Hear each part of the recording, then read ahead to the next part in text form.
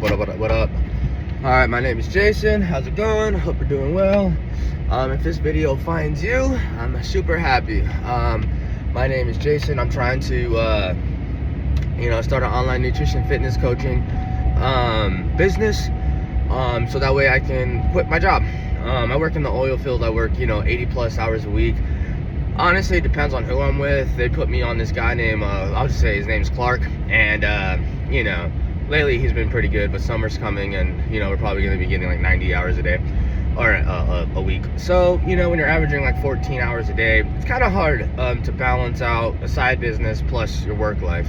So what I've been trying to do is basically I wake up at 4 o'clock every morning, regardless of what time I get back, and that way I can work on the business, because ultimately that is my true passion, helping people, and just figuring out all the ways. There's a lot of people, like e-commerce, and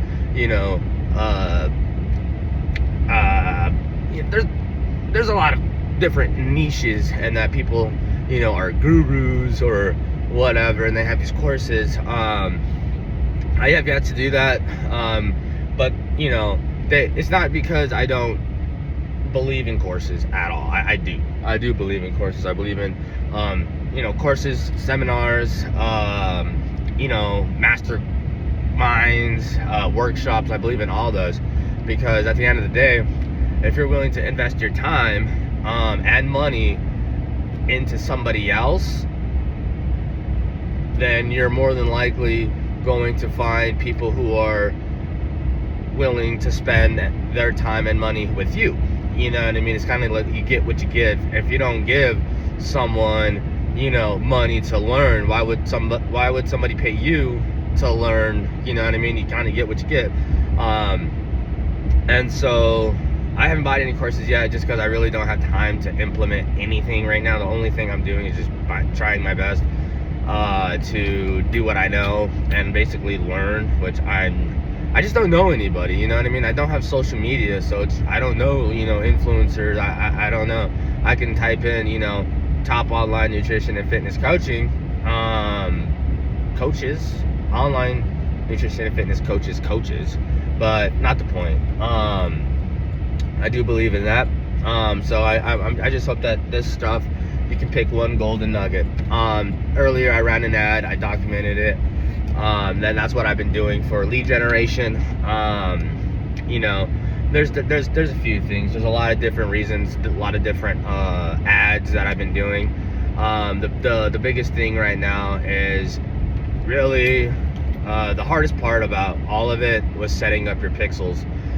If you don't use Shopify, I don't use Shopify. I tried to use Shopify. It's not as convenient as other website builders like Wix, which is basically drag and drop.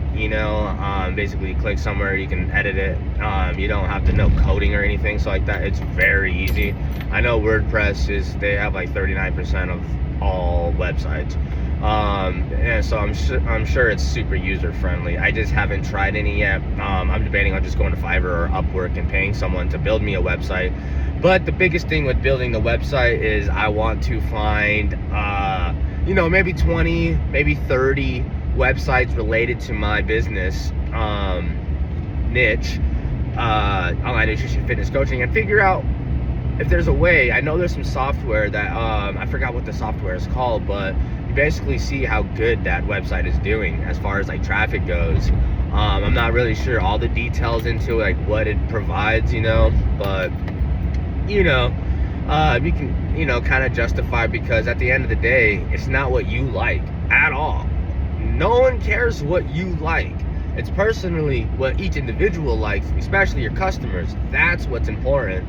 So if I love my favorite color is white, and it's been known, proven, by data and research, that websites that are blue convert better, you got to put your personal preference aside and go with blue, only because the data sticks behind it. Now this is ultimately if you want better conversions, better sales, because you have more conversions, and the conversion doesn't need to be necessarily your only key KPI. There's other stuff, your cost per cart, or each cart value, your average cart value. Then there's conversion rate for like lead form, and then out of those lead forms, how many convert into sales, or how many convert into appointments for sales. There's a lot of different indicators, but so yeah, there's that. The one thing that I do want to mention though is that setting up the pixels is very time consuming if you have no idea what you're doing.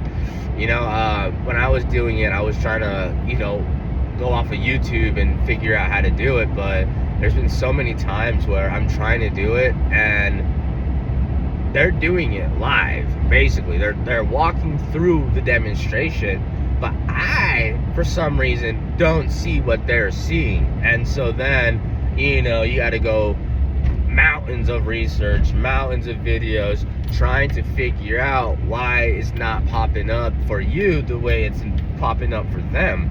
Maybe it's Apple, maybe it's a Microsoft, there's things different, I don't know. But setting up the pixel is very convenient, because not only does it allow you to basically, so let's say I run some ads, for boosting my Facebook page, which I don't have a Facebook, I use my girls, whatever, not the point. Boosting that, and so I boost several posts, plus I boost the page in general for follows and likes, and then a lot of people follow and like and engage on the content. You can then retarget them. And so they say it's a 7-4-11 or 4-7-11 rule, where if they see you on four platforms with 7 hours of content or 11 interactions, that's when they'll start to trust you and become a client. So if they see you on Facebook, Instagram, YouTube, LinkedIn, they're more likely to feel like, I've seen this guy everywhere. You know what? I think he's kind of a trustworthy person, as long as each platform is congruent to one another. Meaning, if I'm on TikTok and I'm over here talking about getting money, via panhandling, I don't know, and then on Instagram I'm over there doing exercise videos, and then on YouTube I'm talking about making anime cartoons, it's not congruent with one another. Therefore they're gonna be like, this guy's all over the place, I don't trust this guy. You know what I mean? He's not in it, he's not lost in the sauce. What he is just, he's lost.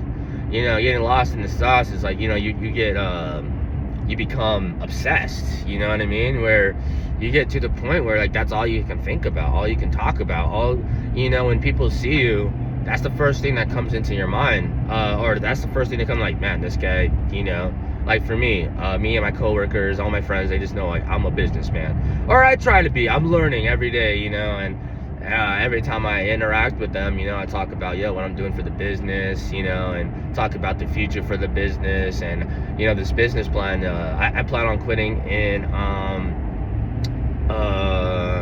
roughly like 269 days. I want to quit next year. I'm saving up as much as I possibly can, 2 years worth of bills. I plan on having kids, so in reality, that's 1 year of bills. Allegedly, I don't know, I never had kids, so I don't really know how expensive. Everyone just says it's expensive, but I'm sure with prep planning and being involved in the church, and friends and family, that they can help reduce the amount of expenses, by providing or helping out, diapers or whatever the case may be. But yeah, so setting up your website pixel, what I would recommend specifically is do it, set it up. If you don't have a website, you don't know how to do websites, and you want to do it yourself because you don't have money to spend on an expert, I would recommend honestly, I've used ClickFunnels before, and it's super, they talk about it. It could just be that they're super good at marketing and they have like a movement behind it. ClickFunnels is inspiring entrepreneurs to quit their 9 to 5. Like, they really, I don't really personally have an account because they're pretty expensive, but I know you can get like a yearly plan for basically $2,000, but it comes with other features too. So it is pretty expensive, but if you're not there yet, you can go to Wix. Very easy. The only problem with Wix, especially, it's pretty bad for SEO, because it's like it's a long page basically in Google's eyes. It's one long page, so you can't really have great SEO on multiple different pages. That's what I've heard. I know I try to run an e-commerce, drop shipping, clothes print on demand, and every product that I had on it, it couldn't have its own website URL. So therefore, when I was dropping ads, I would send them to the website, not the product. And when they're clicking on the product, you assume that they want the product, but then if they have to search for it, you're distracting them. You know what I mean? You're just like, hey, I know you wanted this, but how about you just go through my store and look for all the stuff you don't want, and try to find the stuff that you do want. It just doesn't add up. So that's the problem. Shopify, I think it's opposite of that. You can have as many pages and products as you can, and each product can have a URL. So there's that. But yeah, set up your pixels, set up Google Tag Manager, set up Google Analytics. I typically don't ever use it, the Google Analytics. It's good to have, especially if you're, getting a lot of traffic, and, when you're running your ads, you want to make sure that in your designated country. For example, there are times where I, run the ad, and for some reason it's going to Hong Kong or Asia or United Kingdom, and I want to target specifically people in the United States. So you can actually see that with Google Analytics right away. You know what I mean? It has real time. So then you see that and you're just like, all right, I either got to fix the demographics or the location, the geography of the ad, or I just need to stop this ad and do a new one. And because if it is in the United States and it's still going elsewhere, there's something wrong. You know what I mean? You can exclude all the other countries, if you will, and that way it can help prevent, you wasting money on ad spend. So setting that up, for me, I use Score App, which is an assessment thing. It's pretty nice to have it kind of like set up for you in a way. You just, add the script or the snippet of it, and you just boom, and it tracks it. It helps track, basically my leads and my conversions and all that good stuff. So that's important. Analytics and studying the data, tracking patterns, that's very crucial to a business. It's seeing what works, what doesn't work, why, and then finding out why it doesn't work and finding why it does work.